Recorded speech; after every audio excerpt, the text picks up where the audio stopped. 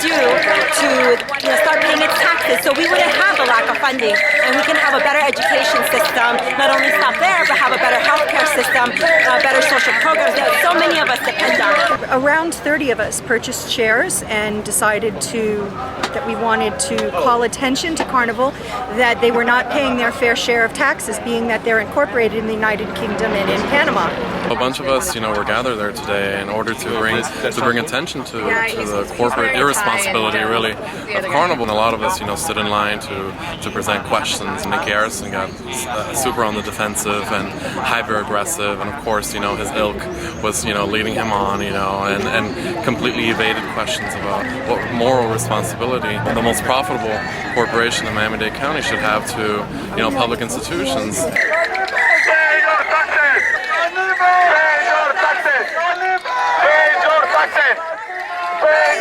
Every time one of us asked, how much are you paying in the United States, nobody could answer. And the reason being, if you look at the actual paperwork and the filings, they don't pay any taxes in the United States because they have a loophole.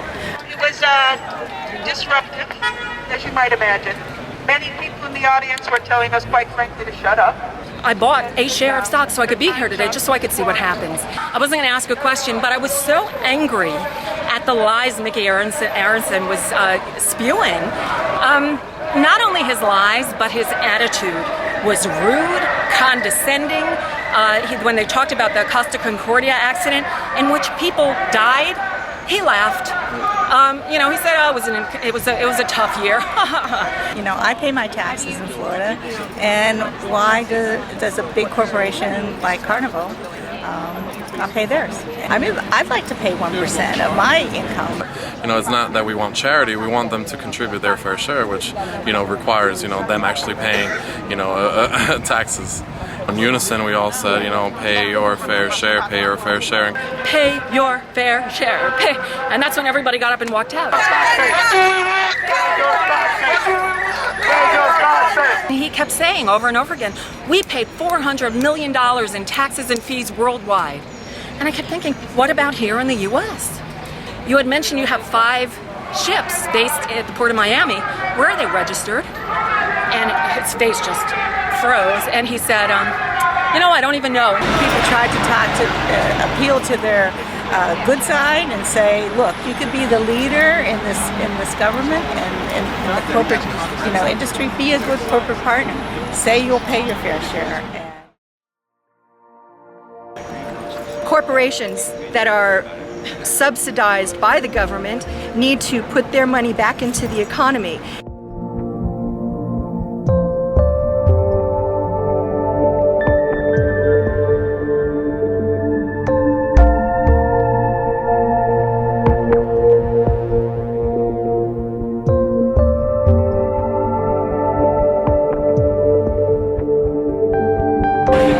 It's only reasonable that they pay their fair share, and that's all we were asking. I think they heard us. I don't think they listened, but I think they heard us loud and clear. They're definitely going to have more of these disruptions, which I feel are completely necessary in order to galvanize, not only more awareness, but hopefully translate it into actual action. Finally get them to listen to the people.